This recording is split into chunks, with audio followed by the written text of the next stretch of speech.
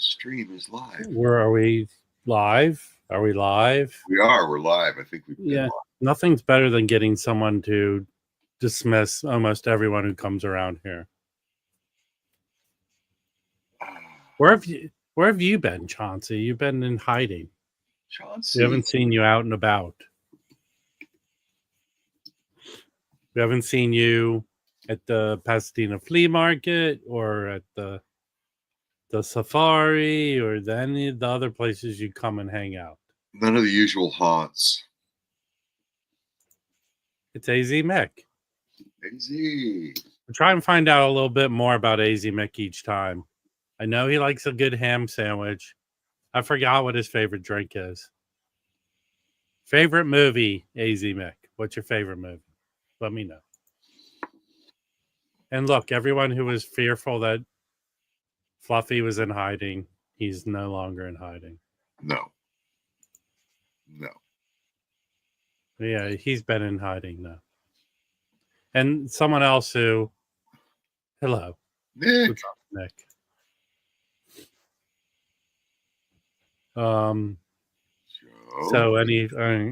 we're about to have a whole week full rain here in LA where people freak out. They set things on fire. And here's another guy. Hey, morning. Hey, you're not doing anything. Why don't you come up and join us on the stream, Vinyl Piper? You're up early. Yes. It's actually not that early, but... Well, technically, we turned the clocks ahead an hour, right? You know, because of that, it's dark. It's dark outside. Yeah. And I have to let the pig out in 2 minutes. The pig comes and goes when it wants. How do you let it out? The pig is in a pen, eating. The chickens are in the yard. Everyone's separated right now. In a few minutes, I have you lock the pig up every night? No. Just during feeding time. Otherwise, the pig will eat the chicken food. So, yeah. Very complicated. It's a scheduling thing. And it has to be done in about 1 minute and 12 seconds or so. I've got to go let the pig out. And now, when I do let the pig out, that's for my Patreons only. So, I mean, my OnlyFans. Listen, I'm a machine when these auctions happen. The next day, I box everything up. And the day after that, I drop it off at the post office. I have boxing records up to a science. It doesn't take me that long. Someone was late to pay. I have one more box to send out. So, oh wait, did AZ Mick tell us what his favorite movie was? I did not see. Steve, I haven't seen your system video yet. I got to go look at it, and I will right away. Hey, what Big E. If you were, if Big E was one of my OnlyFans, he'd know. Let me ask you a question. Do you mock? Did you mock George Burns when he always had the cigar? Did you mock him? Did you mock anybody who has their outfit and their shtick? No. I literally have to go let the pig out, so I'll be right back. Okay. All right. I'll see you in a bit. Let's see if Jim comes back with a limb missing because the pig bit it off.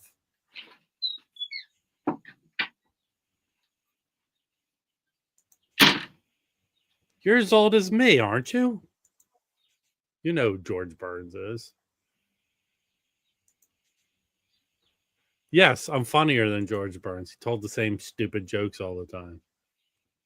Half of his life was telling jokes how old he was.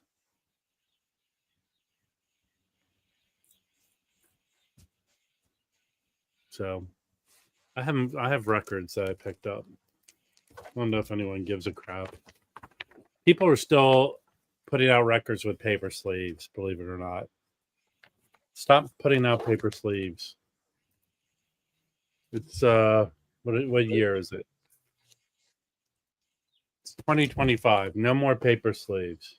Okay? Can you do that for us, please? That's new. This is new. This is new. Let's see. Yes, new records. No one's going to care about any records I showed, so it doesn't matter, does it?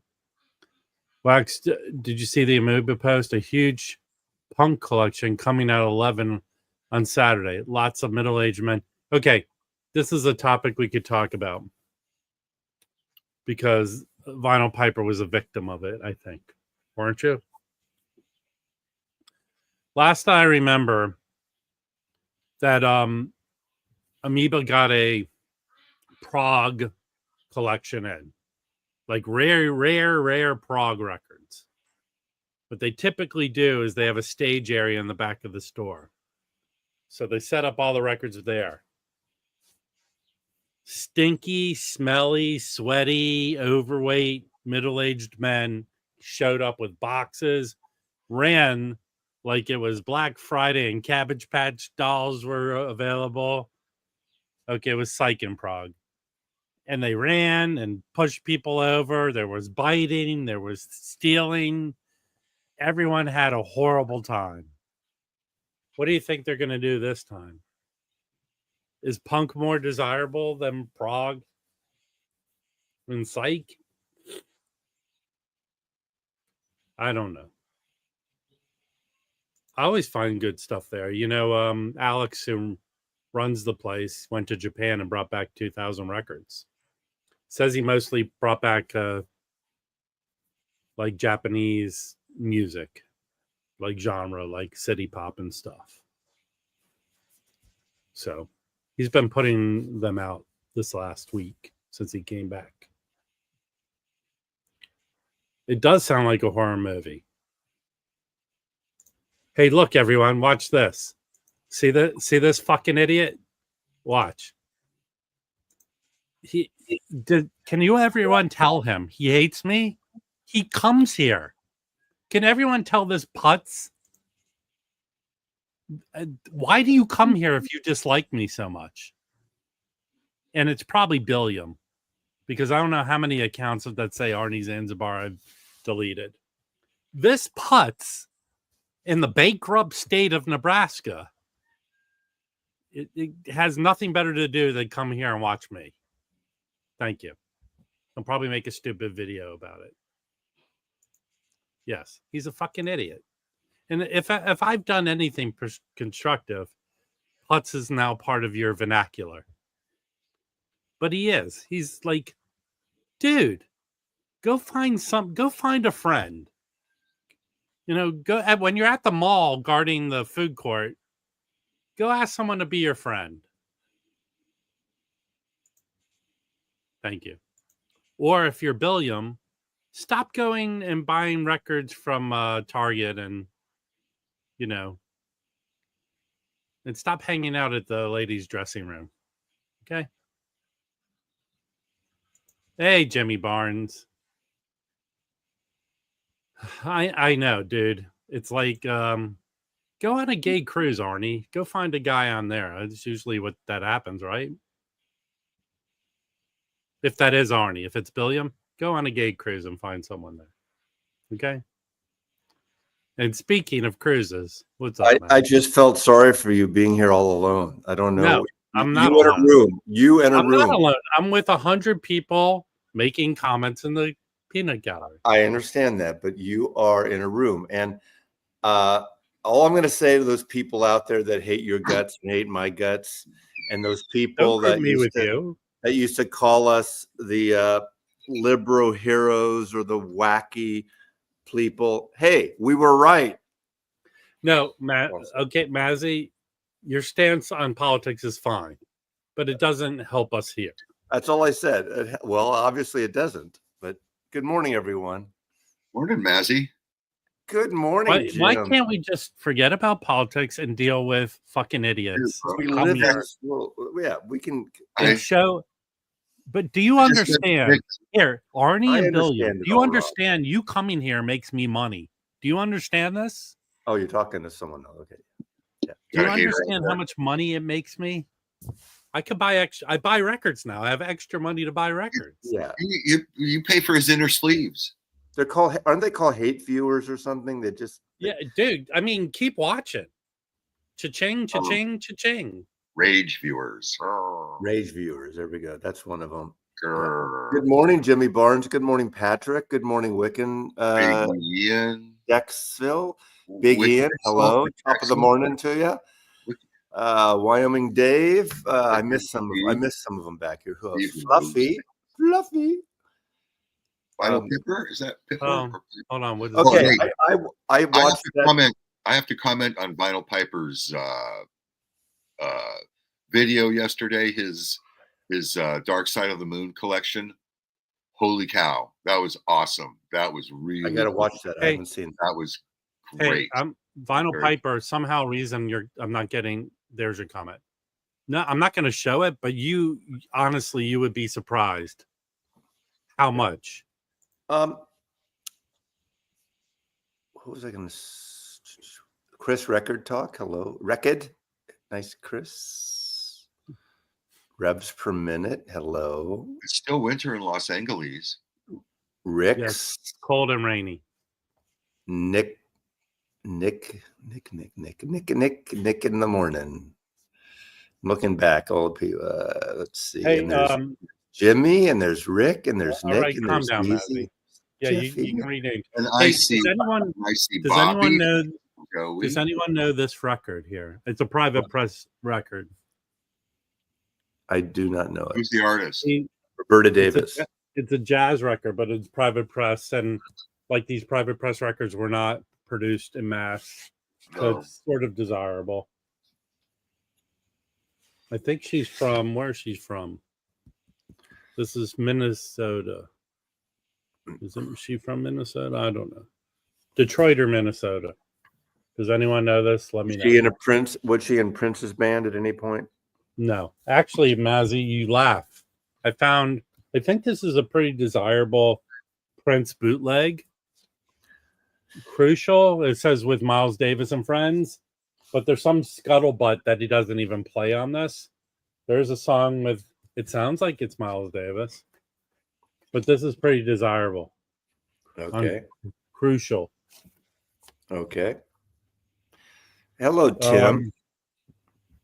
This one's very desirable. This record. I'm trying to be nice to your audience, Rob. They'll pay attention to you no matter what. Stop. Deal with what we're talking about. But I like the people. I like talking to the people. No, you don't. I do. If you did, you would do live streams on your channel. No, I just don't. I might do some private ones. I don't know. I'm not good at it. I don't. If anyone doesn't know this guy, he's a avant-garde, free, jazzy guy, but strictly plays like the Moog synthesizer and shit like that. Oh. Very Jewy name. Here's Paul Bley, Scorpio. Big Paul Bley. Jim likes Paul Bley. This is really good, but it's a cheesy cover. This is the Ornette Coleman record from 1987. He looks like he's on Miami Vice. Right. But it's a double album, one with sort of the original quartet and one with his, at the time, newer band. Look at this. Ornette Coleman, like Miami Vice. But here's who he plays with. Like on one record, it's his original quartet minus Ed Blackwell and Billy Higgins in. And then his newer band at the time with his son. So pretty good. Pretty good on his own label. This is a cool label. Look at that label. Caravan of Dreams. It would look cooler out of the sleeve, but that's okay. Well, I'm not messing up the records. Leave me alone. But what I did get yesterday, you have to actually take them out of the sleeve when you play them. What I did get yesterday are these Sam Records reissues of the Transition Some Raw. So you have the only one that really was issued by Transition, Volume 1. And these are like I think these are hand printed, if not silk screen covers. I think they're silk screens, yes. They sold out. They only did 500 of each. Yes. And then this was never released, volume 2, and they released it. And I got numbered 225 out of 500. 225. These are not cheap, by the way. These were not cheap at all. This is the same series. These are excellent. And I didn't get that because I know how often I'd listen to it, but I listen to this a lot. But they're about $100 a piece. And I have 331 out of 500. I have 225. I guess if you're going to get a number, that's not a bad one.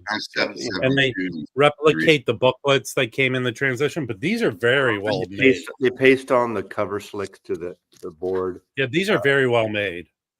Yeah. It's from their Artisan series, which is not cheap. It's not a separate one step. It's not all that hooey.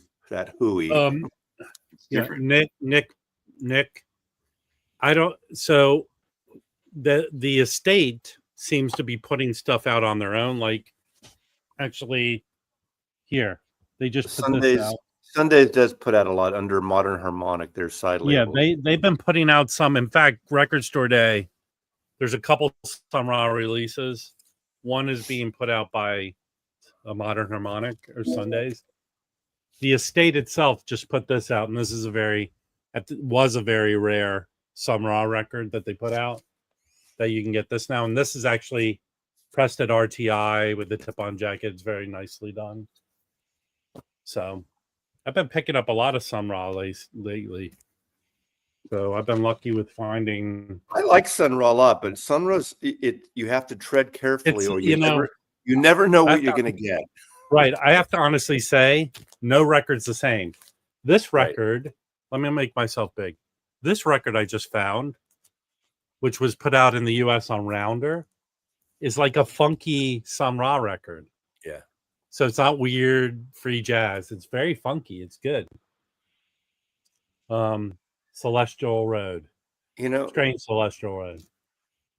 One that Vinyl Piper, that one that Kraft put out, I forget the name of it. We showed it the other day with the surreal like cover on it. That's a good starting point. What's it called? I forgot the name of it. Kraft. I have it down here somewhere. So this one I picked up. This is a reissue, but this is like, even in the liner notes, they make a discussion that it's kind of archival. It's not the best recording, but this was a 1975 when they had a deal with Impulse, but it's a recording from the early 60s. And this cover I don't think would go over well in the early 60s, but really good. And this is kind of avant-garde stuff. So, you know what, Mazzy? I have other things. I probably had this for a while, but I just cleaned and listened to it. It's Bob James. Oh yeah, I know that album. And it's kind of. How do I get rid of that? Vinyl Piper. This is the one. This is a good starting point. You can probably still get it. Crafted a beautiful and a great sounding reissue. Hold on. Yeah. That's a good one. It's not crazy. That's a good starting point for someone because it's accessible, but it's interesting. It's not bland. And it's actually a good one is Liquidity. Futuristic sounds of Sun Ra. Okay. This Bob James record is kind of cheesy, but I like it. For some reason, I like it. I think it's good. Well, a cheesy guy for a cheesy record. He's probably one of the most sampled artists. I don't know what's going on. Nothing's mad. Calm down. But I like this one. It's not bad. This was the first record he put out. Because there's money on the cover. When he got his own label, his own imprint on Columbia Tappan Zee. It's not that bad.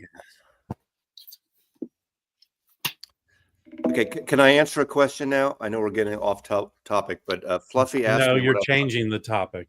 Well, Fluffy asked a while back what I thought about Mickey 17, the new June Boom, whatever his name is. I love Parasite, and I love the one about the giant pig. Remember that one? I still have more records to show. And the train one. Okay, but Mickey 17, I like some of it, but to me, it ultimately failed. I give it like a C+.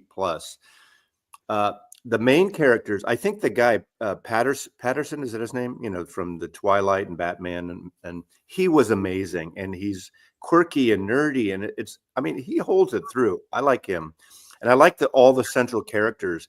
Unfortunately, Mark Ruffalo and Toni Collette the way they were written were like two-dimensional, over the top, kitschy politician and his wife, and that wasn't good. And then it goes on and on and on. So ultimately, Mickey 17, I give it a thumbs down. I'm glad I saw it, but I really wanted to love it more than I did. And I liked the first third of it, and then it and I like the very end of it. But so Mickey 17, watch it on home video. Okay, now can we go back to talking about records? Yeah, but I think your audience deserves respect. No, Rob. it's one person. It's Fluffy. Fluffy, go to Rotten Tomatoes and you can read about Fluffy, other people's. Yeah, but Fluffy. Okay, Fluffy. Okay, so going back to showing records, since I was rudely interrupted, Fluffy, you're not allowed to ask any more questions. You're here for 2 fucking hours. Okay, you can talk about a few other things. Well, right, Jim? After I'm done showing the record. Man. Hey. Oh. Hey, I found this. This is the very sought after. It looks like a Saul Bass cover. No, who did that cover? I don't know. It's a hold on.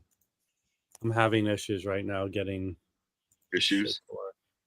There you go. This is a Blue Note record, but it's do you tell me how many records you have in this genre? This is technically high life. It's African. Oh, okay. Songs, but this is sought after. I don't even know if Blue Note will ever reissue this record, but it's quite good. You won't do me a favor and tell me who designed the cover? It's not a Reed Miles. I don't know. Well, look on the back. It would say. I'm looking. Cover by Reed Miles. Oh, it is Reed Miles. Okay. Wow. It didn't look like. Okay. It's really good. Yeah. All right. Yeah, and I know usually at Reed Miles, that didn't look like his signature. It looked more like Saul Bass. You know, Saul Bass did Anatomy of a Murder poster and those kind of things. Yeah. But I don't know how many. I don't technically how many. I know he did movie posters that they made soundtrack album covers with. Yeah. I don't know how many record albums. I don't either. But this is very good. Sounds really good. It's a Van Gelder. Recorded at Van Gelder. And the last one I got was, this is a French free jazz record. Some people say kind of started it all off. Originals of this are very rare. This company reissues them, this Les Tres Jazz Club. They do quite good job. But this is the one that had the paper sleeve in it. And I got one copy of it and had a big scratch on it. So I sent it back. Hey, everyone, look. This is Billiam. Look, this is Billiam or Staple Face Jim. So let's go over this, all this. I tried to buy a career. How do you buy a career in Hollywood? Well, I know. You know. Remember Angeline had rich people buy her those. Do you know how much Honora? Hold on. Do you know how much Honora? Shush. Let me talk. Honora, you know how much Honora spent to win the Oscar? Honora spent $15 million to win the Oscar. $15 million. So I don't have that kind of money, fuckhead William or Staple Face Jim. So I don't know how you buy a career in Hollywood. I just was hired by a company and had a very well-paying job. And then it was the best movie of the year. So yeah. Hey, everyone, go online and watch the short film that I produced called Attorneys at Love. Mazzy, can you explain to me how short films make money? Rarely they do. They don't. They're calling cards to get them turned into features. But hey, they're like a demo. They're kind of like a demo. And you know what? You know what? Whoever's typing this, which is probably Staplehead Jim, why don't you get up here and tell us all about where you live, your real name? Why don't you comment your real name, Stapleface Jim? Can anyone tell me Jim's real name and the successful life he's had? Explain to me. You let these people get to your and you're coming here trying to dox me, which is hysterical. What a fucking idiots. but all of you are. Don't let these people upset you. No, but it's cathartic, Mazzy. You know it's cathartic. Yeah. You let the people get to you when they make comments. I was walking out of a bar the other day. Oh, and Staple Face Jim was outside of the bar on fire. Yes. I really had to take a leak. And I pissed next to him. I wouldn't put the fire out. No. That happened. You know, boy, what a tragic morning story this is. Staple Face Jim is just upset that the role of Harry Potter has already been cast. So I'm going through my Shelly Man this morning. Holy cow. Trying to find one that sucks and I can't. Were you alive or old of age to go to the manhole? And no joke, guys. I saw it. I never went there. Where exactly was it at? Where was it at? Like way down La Cienega or something. Yeah.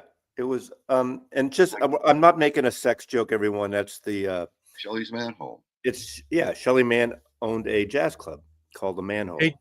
Hey Jimmy Barnes, if you want to come up here, let me know. I'll send you a link. But is this serious? Yeah. Are you being serious that that's what he is? Jimmy Barnes, you're not aren't usually autistic people sort of autistic? They're good painters. They're good painters. But they're not known for being vile, doxing pieces of shit. We have some of our best friends are on the spectrum. No, I understand. I've never come across someone who claims or has been diagnosed to be repugnant and pieces of shit.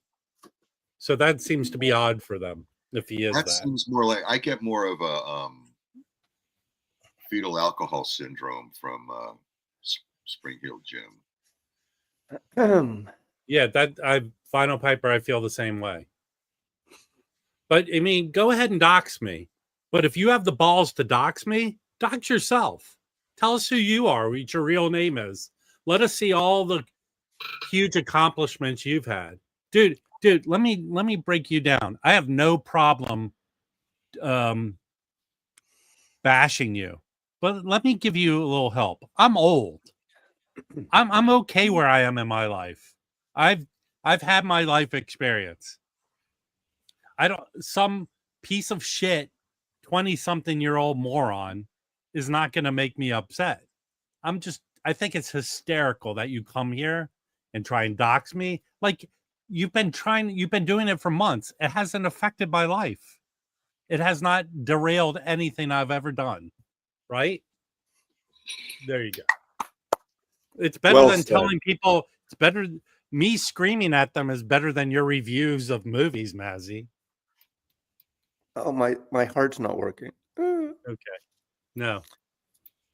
Your computer conked out on that. You know, sometimes it doesn't. It's interesting. It's not doing it. Okay. Yeah, there we go. So hold on. Let's see what Reggie's saying. I'm not a doctor, but it's almost certain Steeplehead.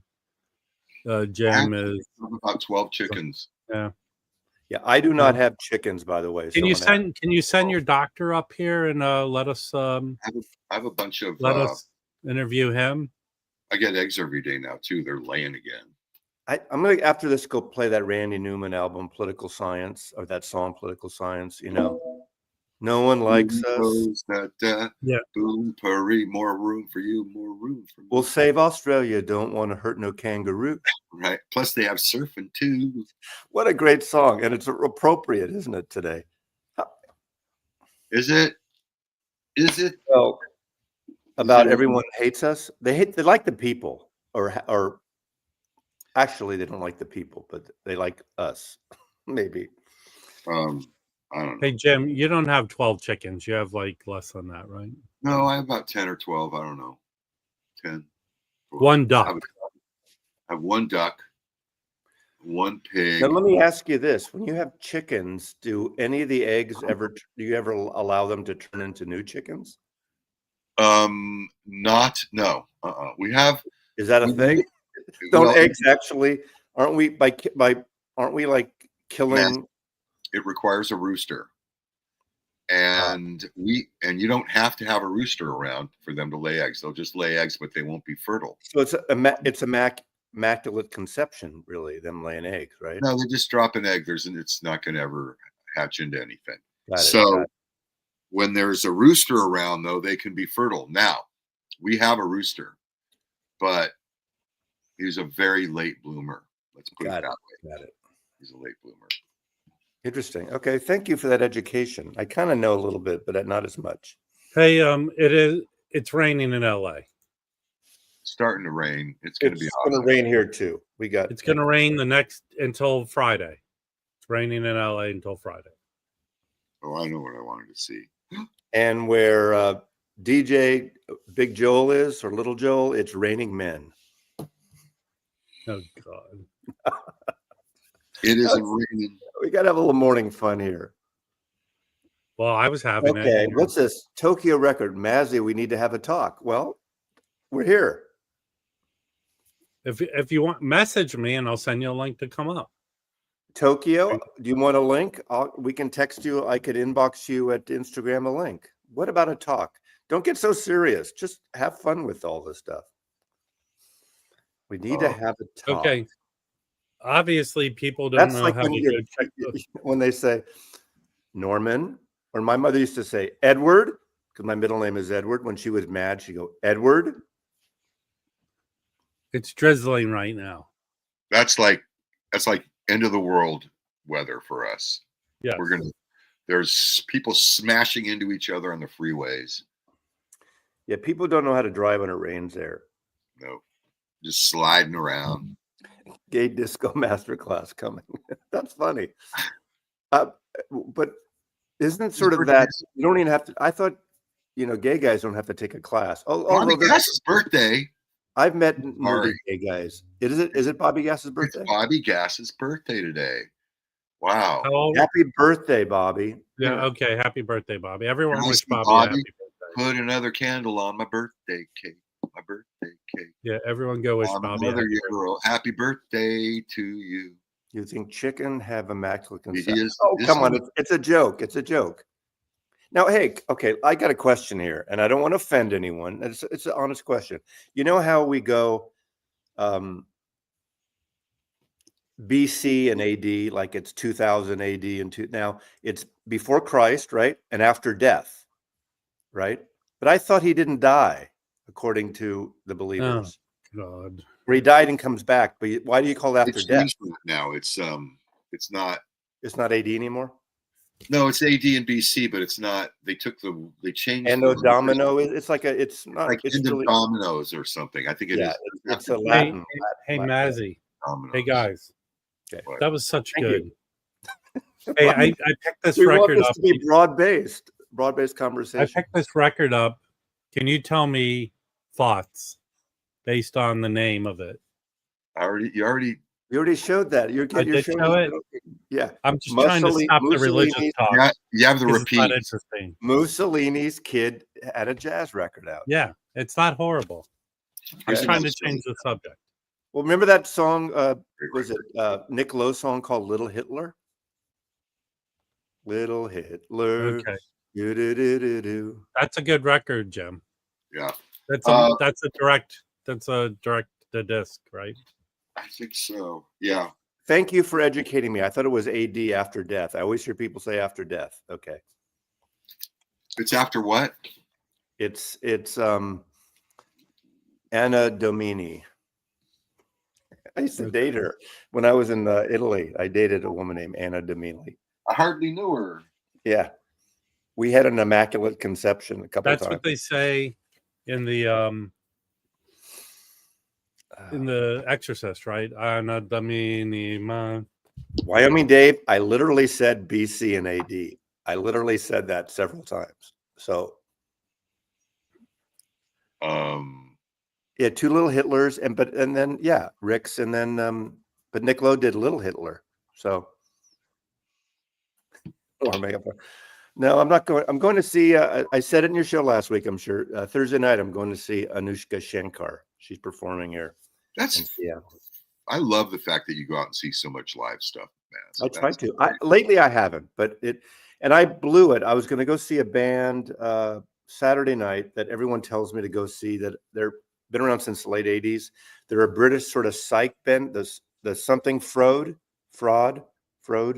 Remind me, you guys. And they played at a small club here, and I just couldn't. I had something before, and I couldn't go.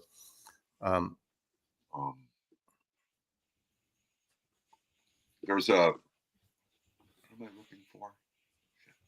You should see live music. And, people complain about shows are expensive. There's a lot of great, cheap shows, newer bands, and not just younger bands, older bands. But there's tons in LA. But the problem is getting to the venue during rush hour. It puts you in a mindset that you're not there to enjoy. Rush hour at 8 or 9 o'clock at night. Yeah, always. No, get to a show. Always. Okay, always. Show starts at 8. You don't just show up at 8 o'clock. Okay. To get there within a reasonable amount of time could be a 2-hour to 3 hour. You do that every day. All the record stores you drive to. No. When I go out, yeah, he does. It takes like 30 minutes to get places. But if you try to go to a venue at the time the shows are at, it's by the time you get there and find parking, it just ruins the experience. It really does. Am I wrong, Jim? Yeah, Divas Frond. I couldn't go. I don't go to shows on the West Side. It's like to go to a small show on the West Side. LA is one of those exceptions. I understand that. Most of the small venues with shows that are affordable are like downtown. To get to downtown LA, and rush hour in LA is between 2 and 8 o'clock. Rob, you're coming up with you make it work. Right. If you really wanted to see it, if all of a sudden Kate Beckinsale said, Rob, or let me, I use that as equivalent. You can pick. That's not a show. Okay, Rob, meet me for dinner at blah blah blah blah downtown. That's not a show. I will be there. Well, that it might turn into a show. No, but that you'd be there, or I would be there definitely. No, but depending on if it was King Kalani and the Blowin' Samoans, I would be there. Actually, the metro from Santa Monica downtown is not that bad. I mean, anyway, I have a venue, 2 venues within 10 minutes, 5-10 minutes of where I live. I don't go to a lot. It depends on who's playing. A lot of the venues I really like are way across town. DJ Jill will know that I'm in Columbia City and over in Fremont or not Fremont, over on, God damn it, Ballard. There's a Tractor and there's a smaller Sunset. And, I love those places. But coming home, I can get home in like 20 minutes. Going there, it's like 45 minutes plus from this because you're going through town. But a lot of times I'll go to places early, hang out, maybe go to a record store, get a bite to eat, kind of be there, get there early. I just like going to see music. And you're right. Like the tickets for a lot of these kind of shows are anywhere from $25 to $40, which I consider a deal. And going to see shows like that are not expensive, but it's such a pain in the ass to get there and just get in there. You're in a mood to not enjoy the show, at least for me. Okay, that's fair. How about a big concert venue in Auburn? Why do you think we leave Dodger games so early, man? Auburn. I've never been to that big concert place in Auburn. I've been to Marymore Park, but that's northeast. I've never been to the one in Auburn. I know the archivist and Todd saw Neil Young at that place in Auburn. I've never been there. Zappa played in Auburn. If like here back in the day, the Santa Monica Civic, they used to do shows all the time. They don't do shows there. Yeah, we have the Royal Room here, which has a lot of jazzy and local and a lot of interesting musicians coming through. It was just sold, or someone took it over, but it's the same kind of thing. Wayne Horowitz was one of the partners for a long time. Who worked with all these great New York and West Coast artists and brought a lot of great things. The Columbia City Theater, when I first moved here, was great, and I saw Robin Hitchcock there. And I saw Wilco there on a special KEXP thing, which was great. But that's been dark, unfortunately. I don't even know who owns it now. So unfortunately, that's not open. But up the hill from me is the Clock Out Lounge. And, they'll have everything from drag nights to comedy things to art rock to rock and roll to punk stuff. And that's a great small bar. It's like a bar venue, and it's great. It's literally up the hill from me. So I'll go there maybe every other month for a show. I don't keep up as much as I'd like to. In Soto and then downtown, there are a couple places. I mean, there's a lot of good venues in Seattle. There's great venues everywhere, and even if they weren't a regular venue, there's plenty of places these people play. Yeah, because they don't like the overtaxing that the ticket companies do. They can sell direct.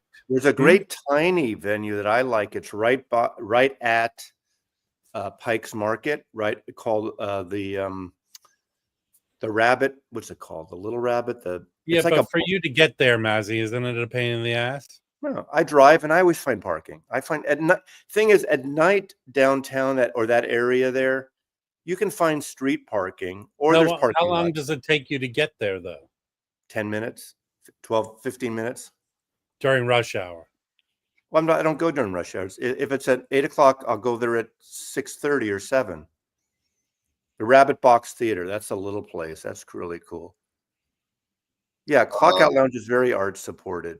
Music, that's the thing here. Joel, you probably know this. Every other person, it seems like in Seattle, used to be or is in a band or something related at some point. Every fucking person I meet here, and they support local. You go. I'm surprised there's no music venue per se in West Seattle, because you got Easy Street, which is probably the best community record store. They have a stage, and every month there's like 2 in-store things, but there's no there's no actual music venues. There might be bars that people play over there, but I'm surprised because West Seattle is sort of its own thing. We went out to a nice show, $35 a ticket. Ozo Motley at a. Where was the Pony? I've heard of the Pony, Joel. Is that the place down at Pioneer Square? I don't remember.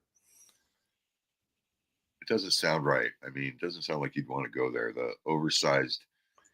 It's like the Triple Door where we saw Dada. That's a great venue. But they have more higher. Like Los Lobos played 3 nights there, so that is more expensive. But it depends on who the artist is. That's a great venue. It's like almost like a supper club type venue, though. Oh, Capitol Hill. Okay. Oh, the Pony. I know where that is. Is that by not Madame Wong's? What's the Japanese name of that bar? I remember seeing the Lemon Twigs there. It's on Capitol Hill, right by a lot of those gay bars there.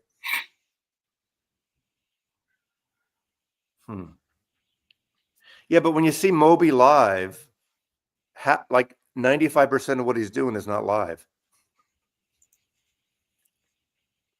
Make it to New York City. Or is he playing in Seattle? I don't know. I've been to the Lone Star. I've been to most of the venues in New York City, from the Bottom Line to the jazz venues, the Village Vanguard, and the at one point the Beacon and the Bowery Ballroom, CBGB's twice, but not till the mid 80s. Chop Suey. Thanks, Joe. Yeah, that's an interesting place. It's tiny, but I saw Sunflower Bean and Lemon Twigs there, and the Lemon Twigs opened, was LA. and they blew me away. Hold on. Jeffy, where do you hang out? Madame Wong's became a massive punk club in LA. It was a Chinese restaurant that they started booking a few nights a week. And that's one of the big punk scenes. And there was another Japanese or Chinese restaurant across the street that ended up about a year later doing punk shows too, I think. Yeah, and they had a big war. Chop Suey. Yeah, Chop Suey is Chop Suey is an all agent age is placed, but the under 21 has to stay in one part of the venue. At least it used to be.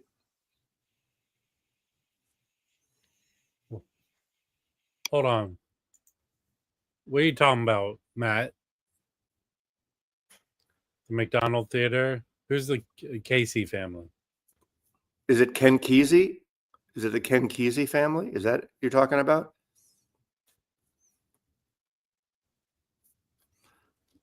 Well, what's the place in San Francisco? Yoshi's, right? That's a Yoshi's not. Yoshi's in Jack London Square in Oakland. They had a place for a short time in San Francisco, and it didn't last. Yeah, San Francisco. So there's a great place. The what's it called? What's the one on Valencia Street? It's great now. It opened up right as I was moving, about 12 years ago. Not the church. It's called something like the church. It's an old church. What the fuck is it? Help me out, you guys. I have no idea what you're talking about. Yeah. Chapel. Thanks, Sean. The Chapel. Chapel's a great place for music on Valencia Street. And the Great American Muse Hall is one of my all-time favorite places. But the older, like the clubs like the old Waldorf are gone, and Wolfgang's is gone.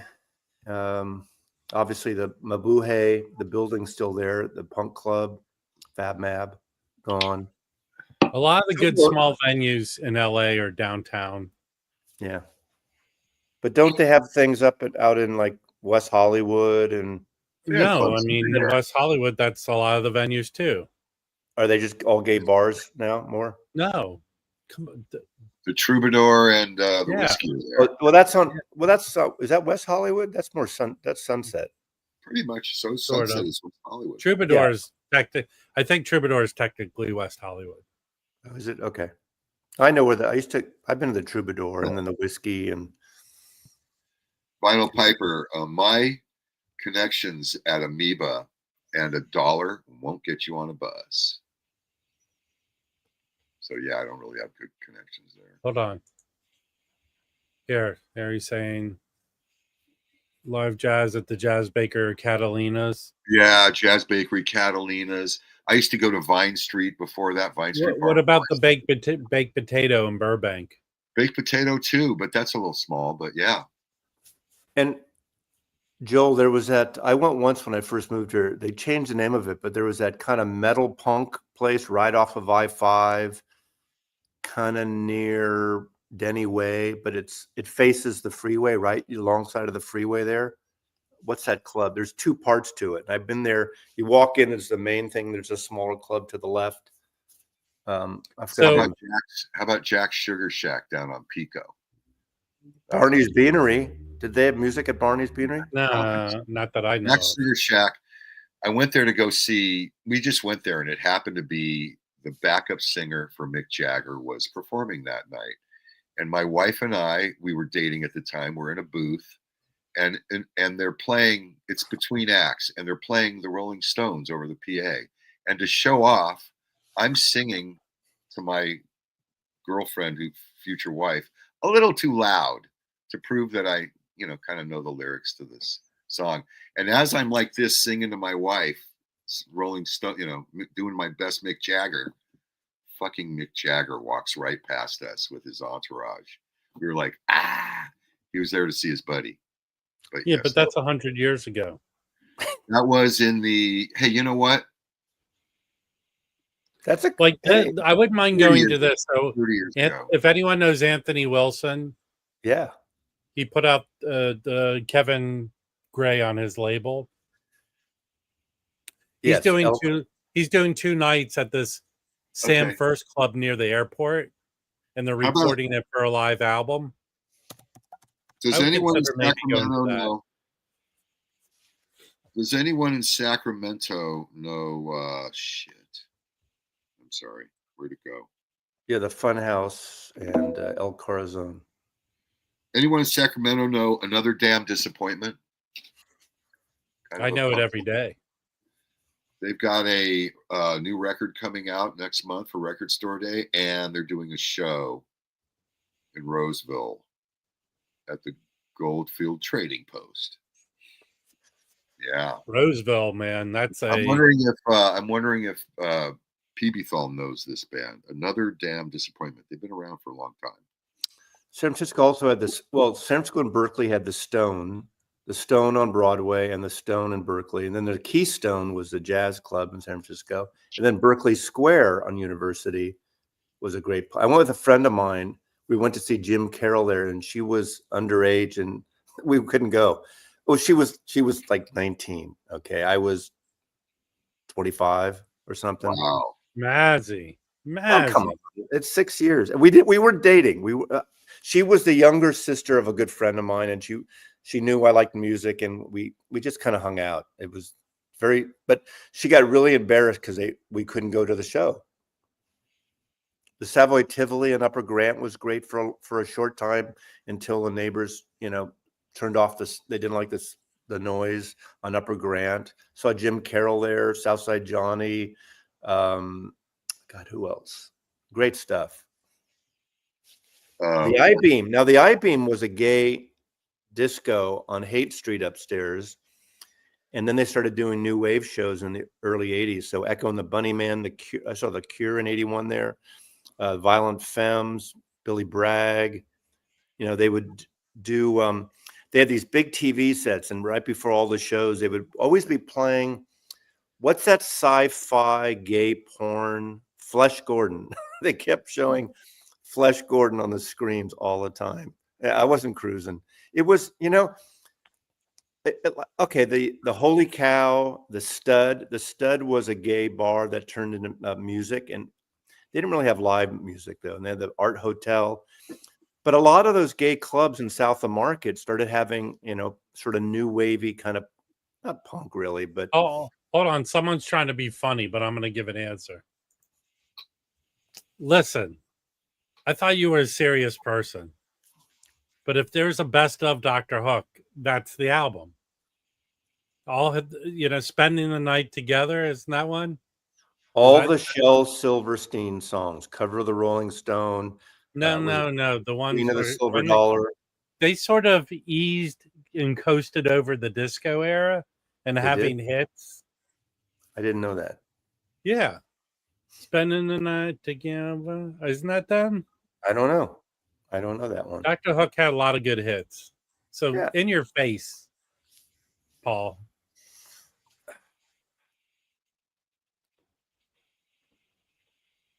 When You're in Love with a Beautiful Woman, that's them, right? I just know they're Shel Silverstein. Sharing the Night Together. Yes, Christopher. Well played. It's because Dr. Hook had good songs, but I wouldn't buy one of their albums. Like they didn't write Dr. Hook is the greatest hits album band for me. If they put out one, they had to have put out one. Well, and any band that has a guy with an eye patch, come on. Wasn't the whole deal where they would go up to the eye patch guy and go, "What's up, Dr. Hook?" And then you go, "That's not my name. It's just a band's name." Yeah, but when you name a band like that, I'd rather have a Dr. Hook album over a Supertramp. Yeah, I agree. Totally absolutely. Bands.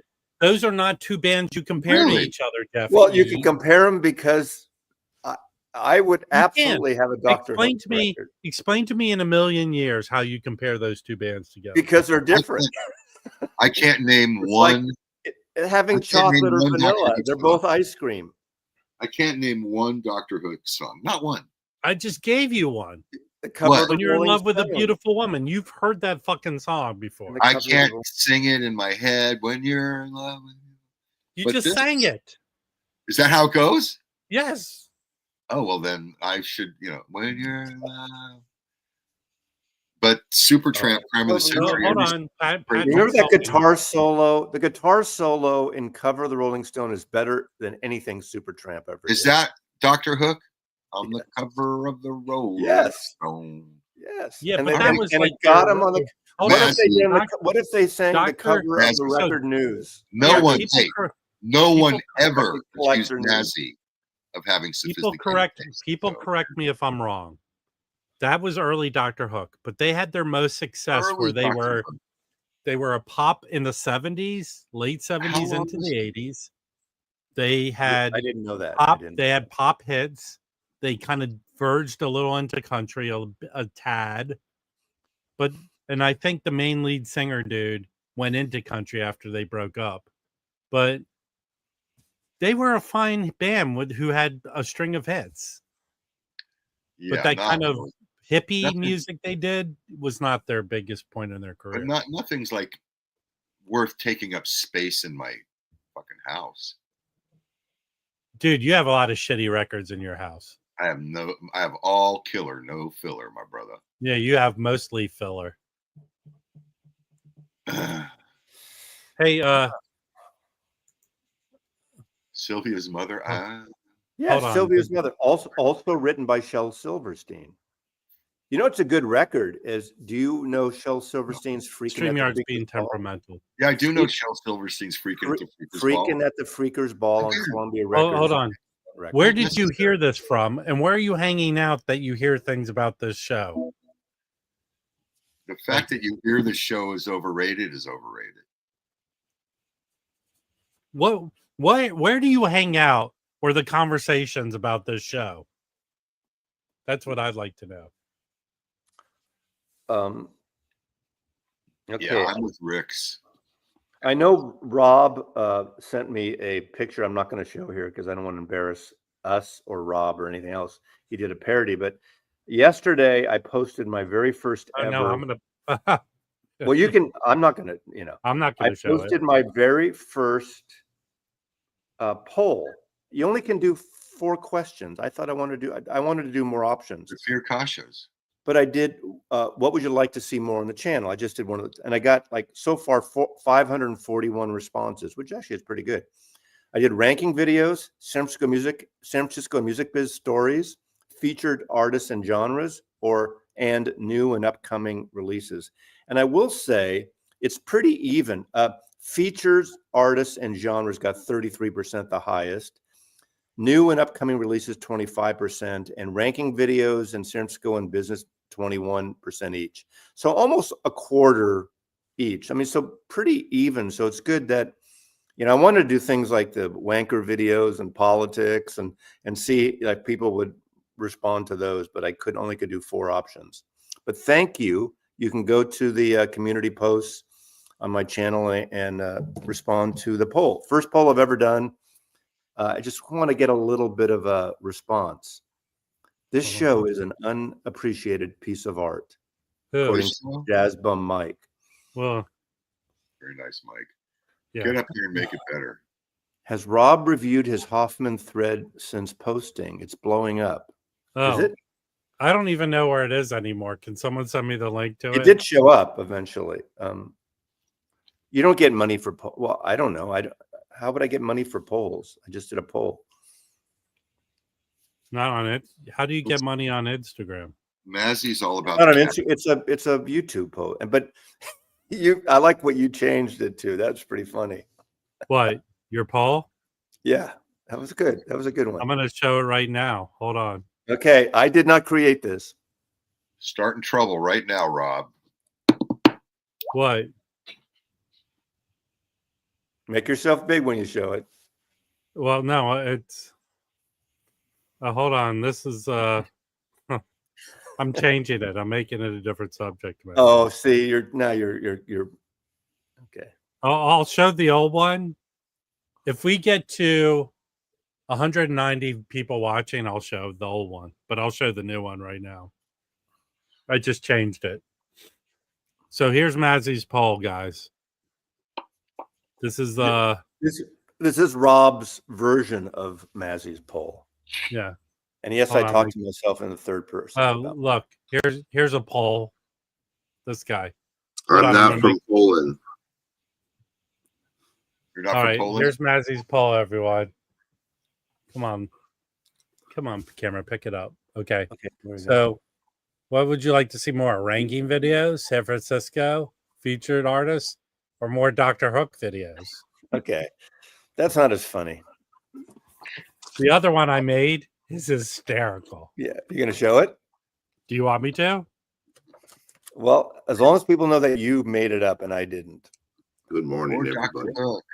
All right. Hey, everyone.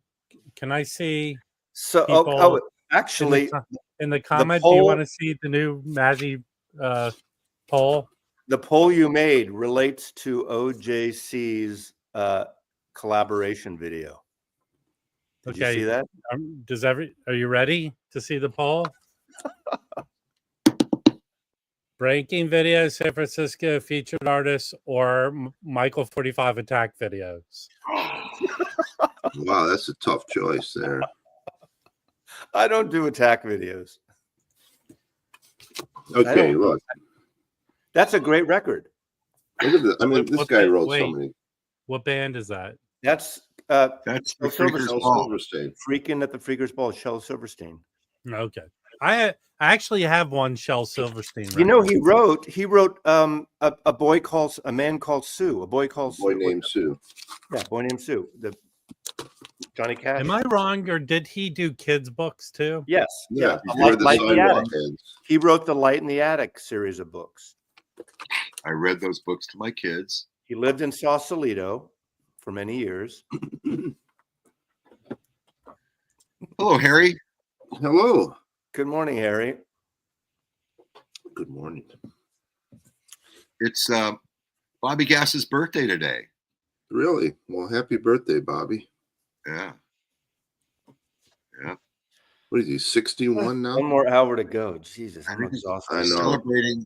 He's celebrating the anniversary of his 39th birthday. I'm not sure which one. I have a strong feeling that when Bobby Gass was 39, he looked exactly the same as he does now. Exactly the same. Exactly. Probably. Hey, pass that opium around. Yeah. Anyway. When I was 39. I just want to tell all the Beetle people in the audience, I did not see the Ringo Starr Nashville special last night on CBS because I don't have CBS in any form. I'll watch it eventually. Did you watch it, Harry? Don't waste your time. Well, of course I'm going to watch it. It was horrible. Really? He's not even on most of it. Well, It's other people. I know what it's about, Harry. And then chill. he comes out once It's in a while. about Ringo Starr and friends. And sings a song. Have you ever seen his tour? I have. And it's like that. No, this is different. This is different. This is people sitting in the audience talking about how great the Beatles are, how great Ringo is, and then Molly Tuttle does a Ringo song, and then Jack White does a Ringo song. Was it an hour long? 2 fucking hours of that shit. Emmylou Harris is a Ringo song. I'm Sheryl Crow. Come on, Sheryl. You know what? Here's the problem with those network specials. They're over edited. They add applause. They weirdly edit it. There's no energy to it. They should just show it live. Yeah. That's a good way to describe it. There was no energy to this thing. I'll watch it eventually. I'll be a version. I mean, the stuff with Ringo wasn't too bad, but the stuff without him. They should show some kids that are 20 years away from collecting Social Security. The old guys don't need all this attention anymore. It's over and done. Well, they did it because it was a rhyming and he did a country album. Whatever. Over edit some young kids. Let some young people have a shot. A shot. Yeah, it's actually Ringo's Idol. voice sounds better than Paul's does right now. Yeah, I believe that. But still, my point is, you know what was excellent is that Saturday Night Live concert they did. That was excellent. Yeah, that was good. So, but that was on Peacock. Their big mistake was showing that on Friday. That was on Peacock, their streaming services, where they don't have to over edit shit. Yeah. Well, Ringo was looking his age last night. I will say, before he's always looked really good. He's 82. He's 85. He's going to be 85 this year. Jesus I know. Christ. But he was starting to look. He's always looked pretty good, though. Well, I hope. Okay, 85. Give him a pass, right? Yeah, I will.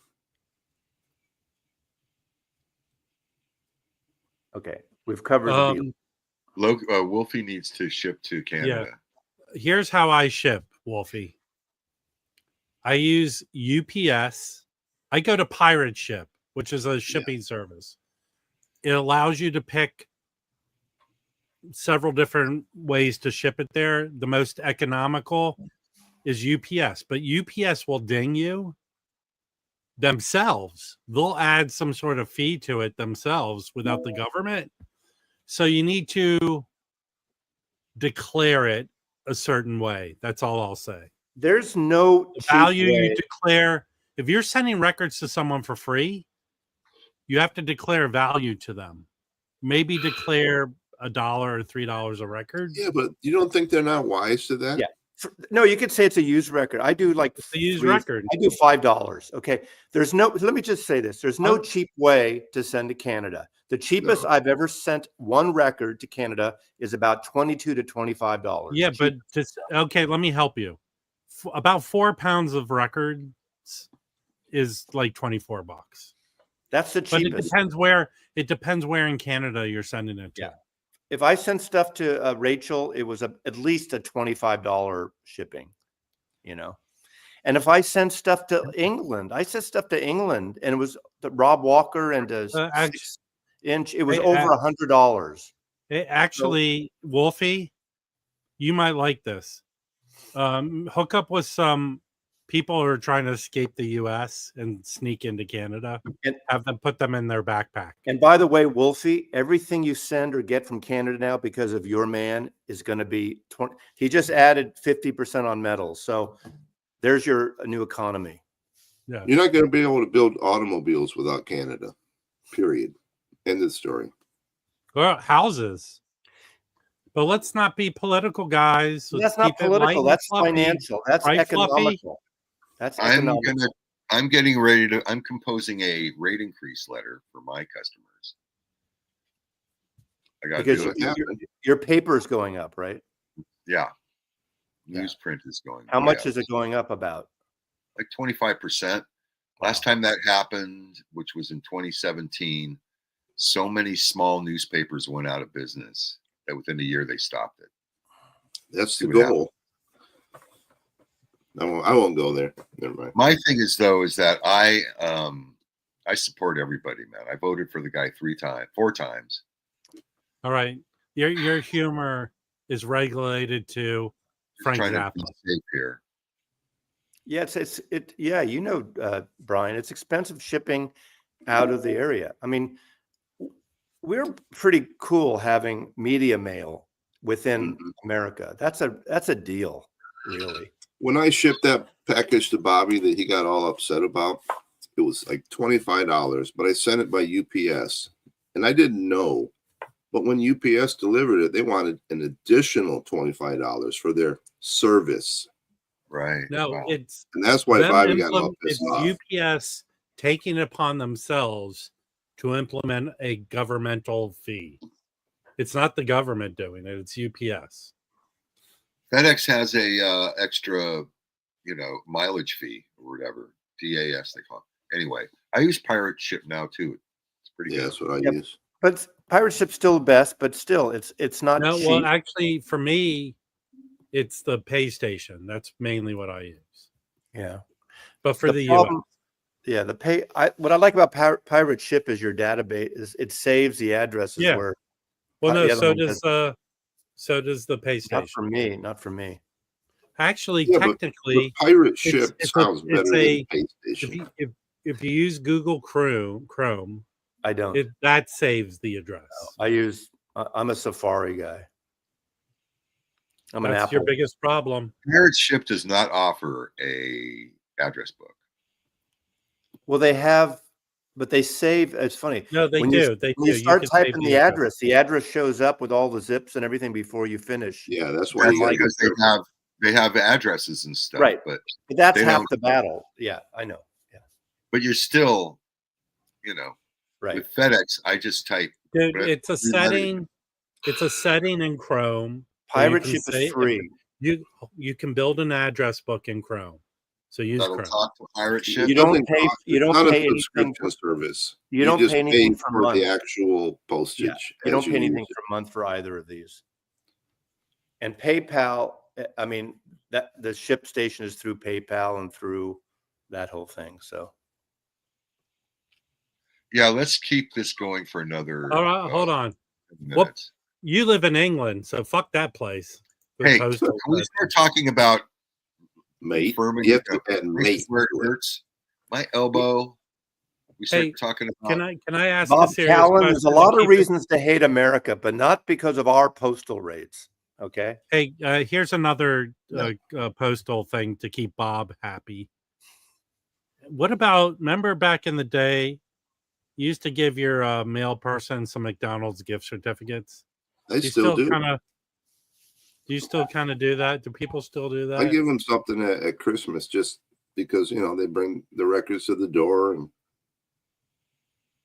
here, $72 for a roll of stamps.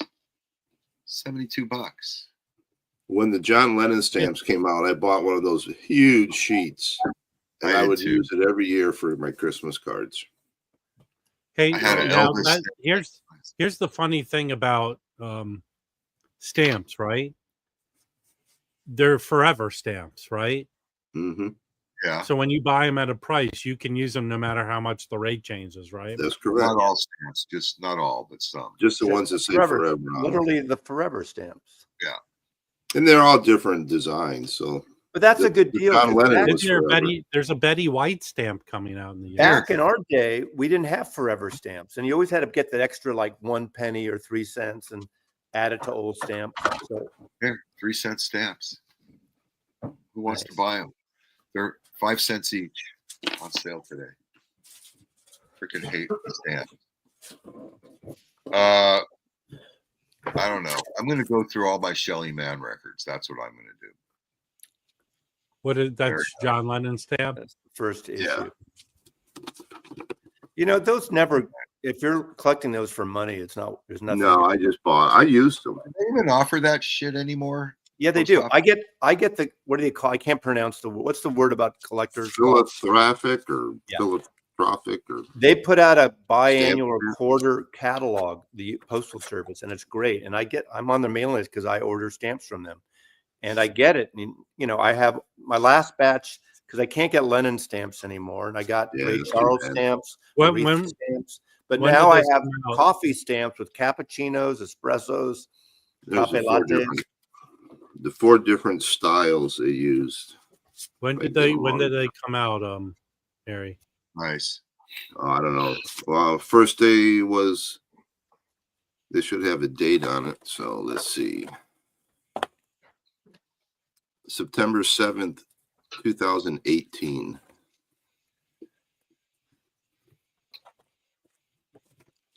See, of course you have coffee stamps. Of course I do. Of course I do. But isn't that great they did these? They're really nicely illustrated.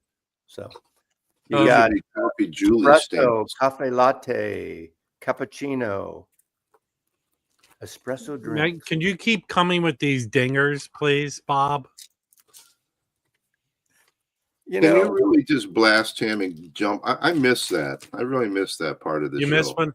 Dude, you go back and watch earlier. I was screaming at some the troll people. Billiam and Staple Face Jim. Huh? Oh. You got to be dead for how long before you can be on a stamp? I mean, look, you know, it's great that 8 years. You don't have to lick stamps anymore. No, there's 2 out this year. Alex Toussaint and Betty White come out. That explains a lot. Yeah. No, I used to lick, you know, Owsley's acid tabs, the stamps. Hey, wait! I have a question for someone. I mean, who writes checks? Really? Hold on, you know? Loki. Why didn't you bid on anything at the classical auction? Let me know. How did that go, by the way? It started off a little slow, but ended up going really well. So I had a sealed OG Living Presence record that went for a good amount of money. Cool. So, there's still a lot of old people out there. No, I mean people like classical music. I'm gonna do a regular auction a week from Saturday. So I have a lot of good stuff to auction off for jazz and such. It's one of the better ones. Rob, is there any truth to the rumor that you posed for the for these photos? No. No. Well, hold on. The rumor is true. Here's the truth to the rumor. I didn't pose for those photos, but the rumor that Harry likes buying album covers with guys posing is true. Yeah, that's true. Rob's the before picture. Hold on. So how did your sales go at last week's weekend? How was Who that? fucking walks their cats? Is your my cat neighbor- named Dog? My neighbor across the street here does.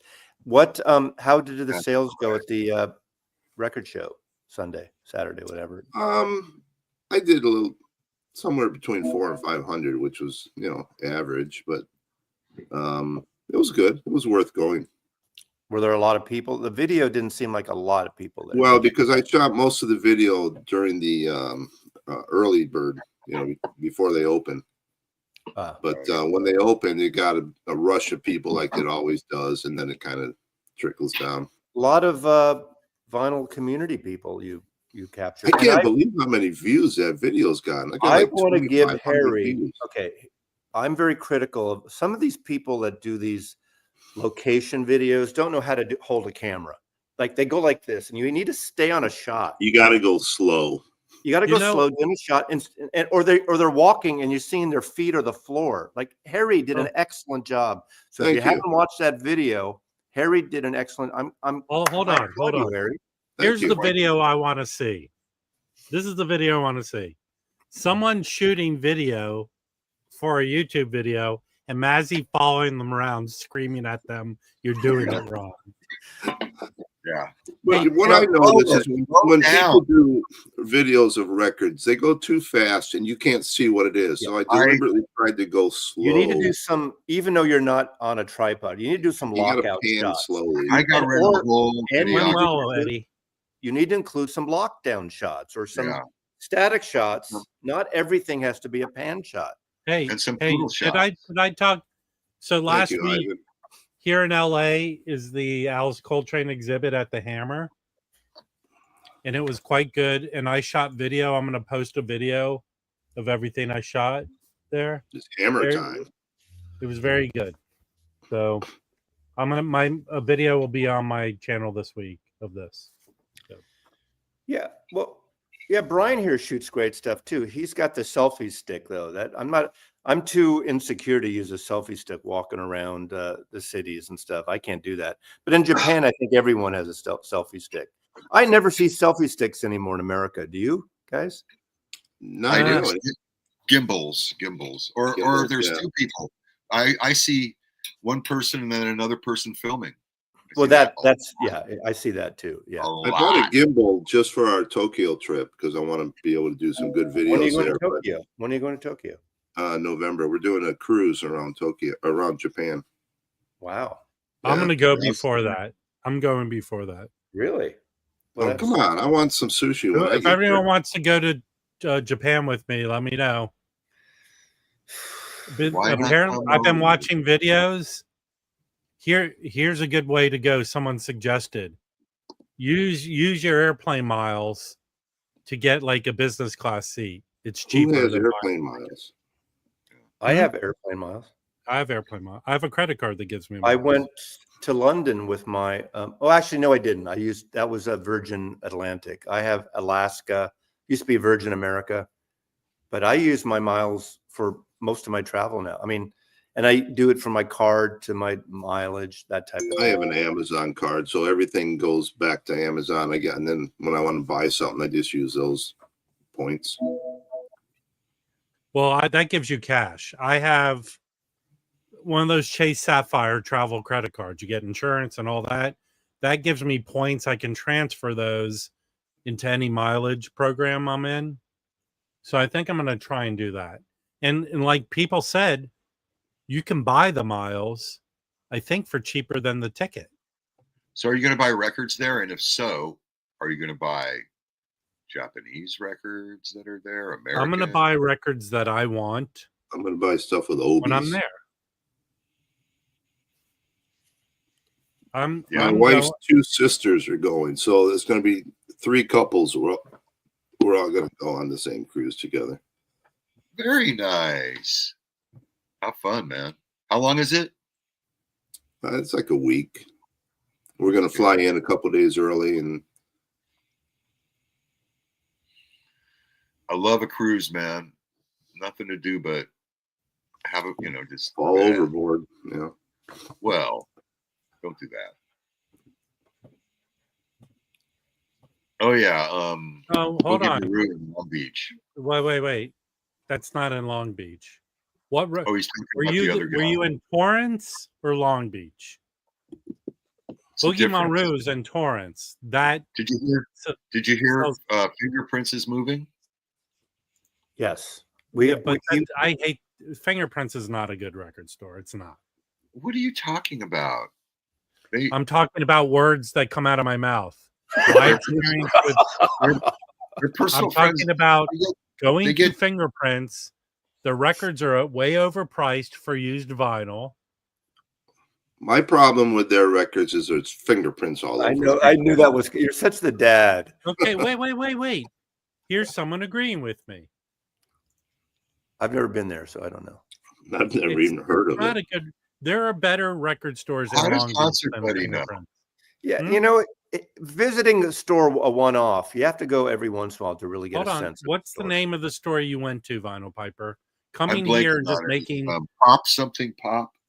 What is that little? There used to be. I haven't been there in a long time, but in Long Beach, a little tiny store on this right side. You walk in, it's tiny, and they have record like on the shelf above it, like a record shelves above the bins. Like Bagatelle. Is that what it's called? Yeah, Bagatelle. It's cash only. Is it still there? Hold on. Oh, yeah. What do you know this store, Jim? Yeah, Toxic Toast. I know Toxic Toast. Yeah, that guy brings back a lot of stuff from Japan. Hold on, Jim. Watch the screen. Another person is talking. No, that's Vinyl Piper over and over. Well, first of all, Concert Buddy's been there 2 times. It's not. I'm letting you know. There's 5 or 6 record stores in Long Beach. Okay, listen, people. Fingerprints is not the best record store. Follow this. Follow me. I'm going to try to sell those fuckers an ad, so I'm saying nothing but good shit about them. They don't watch this stream. I'm in the wrong stream. Good. You're judging these places based on if they pay for your ad. So it's like a pay-to-play thing with Jim, right? Oh, hold on. Exactly. Thank you. Joel. Okay. Joel. Let's just get this. Okay. There are plenty of unusual. Hold on. There are plenty of unusual record stores in LA. Like Boogie Monroe sells pretty much all Japanese pressing of records. Siblings can be fun. But there's curated record stores. There's vinyl bars. Rob, what was the one that you and I and Jim and Michael Poltram Plastic went to? We had lunch and then we went to like a little strip mall and the guy had a bunch of Japanese stuff in there. That was Boogie Monroe. Oh, yeah, I like that. That was a good little store. And he had a lot of stereo equipment, antiques, Yeah. Shit. He's a neat guy. He's just so into it. He's nice. And he's a nice guy. He's a very nice guy. Yeah. Bagatelle is the great. Prices were out of but listen, Concert Buddy, understand this. I'm eyeing Trey, Ute, Else, Mve, and Ad A. But you're actually friendly. Hold on. Okay, Jim. I would consider you friends with Bagatelle, not friends with Fingerprints. Right? Bingo. So why aren't Jim, you you saying need to mirror your camera. You were speaking backwards there for a minute. What's that? Who? Settings? No, you were talking backwards. So you need to I see. Yeah. Yeah. There's a word for that. Hello, Elaine. Vinyl Piper, are you really doing a thing about record stores in Long Beach? Yeah, he went there. He needs video. Okay, so let me put it to you this way. Mm-hmm. Fingerprints is moving to closer to my favorite coffee shop in Long Beach, Bacon Broil. What's the name of it? Jarharsten's Bacon Broil.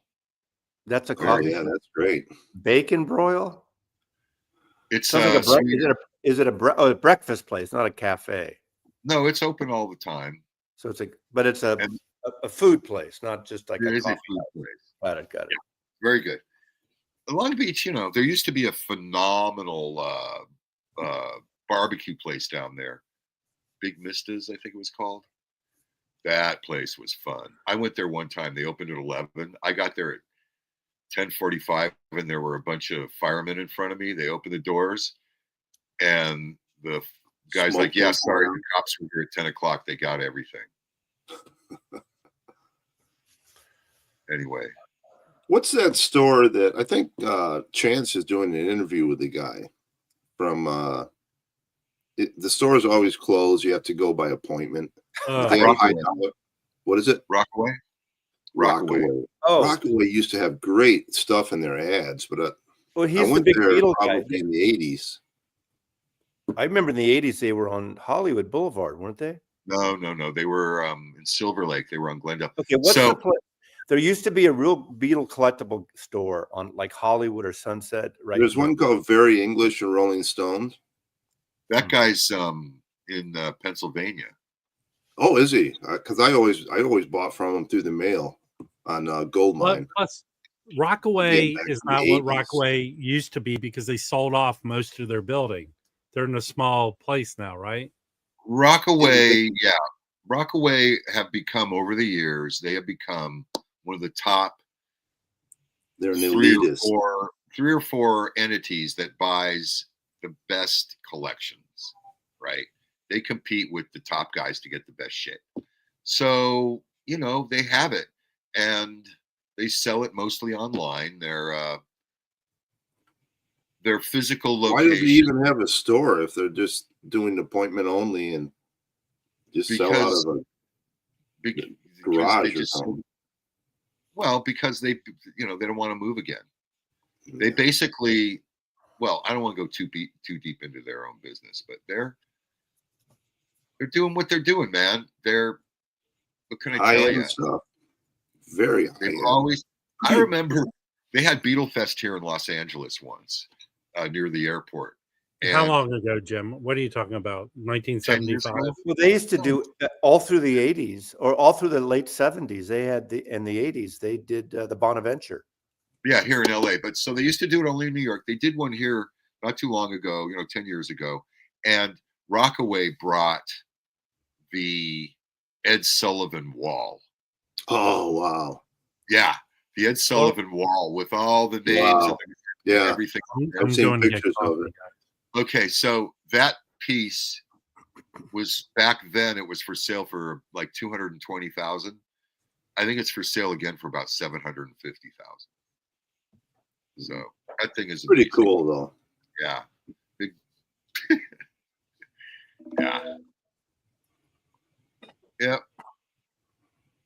Well, they're pricey because they have the quality, Chris, you should know. You've probably bought from them.